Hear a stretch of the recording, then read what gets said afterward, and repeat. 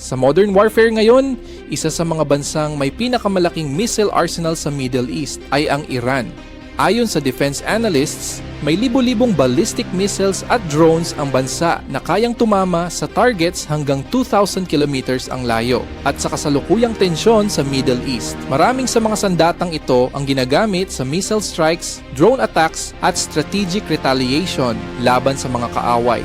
Sa video na ito, titingnan natin ang top 10 deadliest weapons of Iran, mga sandatang may kakayahang magdulot ng malaking epekto sa modern warfare. 10 yung Zulfikar tank. Ang Zulfikar tank ay isa sa pinaka-advanced na locally developed battle tanks ng Iran. Ginagamit ito para sa ground warfare, urban combat, armored assaults. Pinagsama sa design nito ang features ng American M60 at Russian T-72 tanks. Kahit hindi ito kasing advanced ng Western tanks, mahalaga pa rin ito sa ground operations ng Iranian Army. 9. Fateh 110 ballistic missile. Ang Fateh 110 ay isang short-range ballistic missile na kilala sa accuracy nito. Range hanggang 300 kilometers to 700 kilometers. Ginagamit ito para sa military bases, airports, infrastructure targets. Dahil solid fuel ang missile na ito, mas mabilis itong ma-launch kumpara sa older missiles. 8. Zolfaghar missile.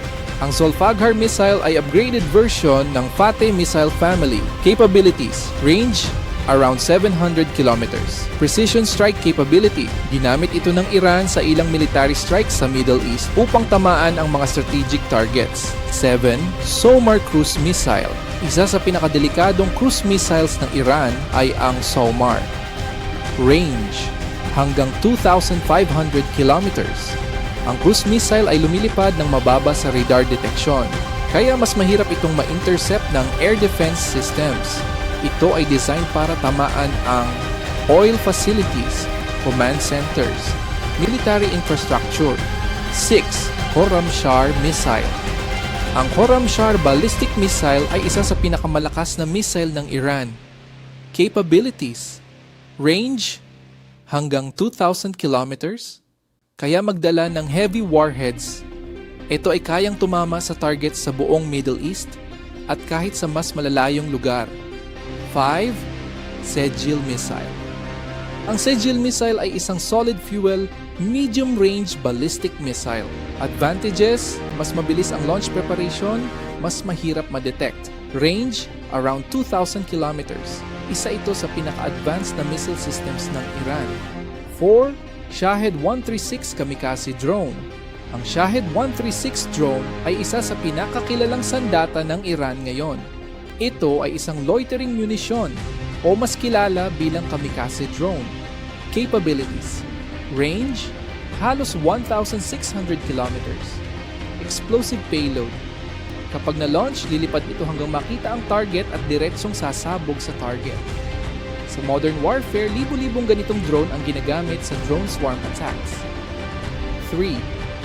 Fateh hypersonic missile. Isa sa pinakabagong sandata ng Iran ay ang Fateh hypersonic missile. Ang hypersonic missiles ay lumilipad ng Mach 5 hanggang Mach 15. Ibig sabihin, halos imposible itong ma-intercept ng traditional missile defense systems. Kung fully operational, ito ay magiging isa sa pinaka-dangerous weapons sa Iranian arsenal. 2. Anti-ship missiles, Persian Gulf defense. Sa Persian Gulf, gumagamit ang Iran ng anti-ship missiles laban sa naval forces. Ginagamit ito upang targeting ang aircraft carriers, warships, oil tankers. Ito ay bahagi ng strategy ng Iran na kontrolin ang Strait of Hormuz, isa sa pinakamahalagang oil shipping routes sa mundo. 1. Iran's ballistic missile arsenal. Ang pinaka-deadly weapon ng Iran ay hindi isang missile lang, kundi ang buong ballistic missile arsenal nito. Ayon sa defense analysts, Iran ang may largest ballistic missile inventory sa Middle East. May mga missiles silang kayang tumama ng 2,000 kilometers distance. Sa mga recent conflicts, daan-daang missiles at libo-libong drones ang nailunsad sa iba't ibang targets sa rehiyon. Sa modern warfare, hindi na kailangan ng malaking invasion army para magdulot ng malaking damage. Sa case ng Iran, ang kanilang military strategy ay nakabase sa ballistic missiles, drone swarms, cruise missiles, naval disruption. Ito ang dahilan kung bakit kahit hindi kasing lakas ng United States ang kanilang military power, kaya pa rin nilang magdulot ng malaking epekto sa buong Middle East region. At habang patuloy ang tensyon sa rehiyon, nananatiling malaking tanong, gagamitin pa ba ng Iran ang mas malalakas nitong sandata sa susunod na yugto ng digmaan?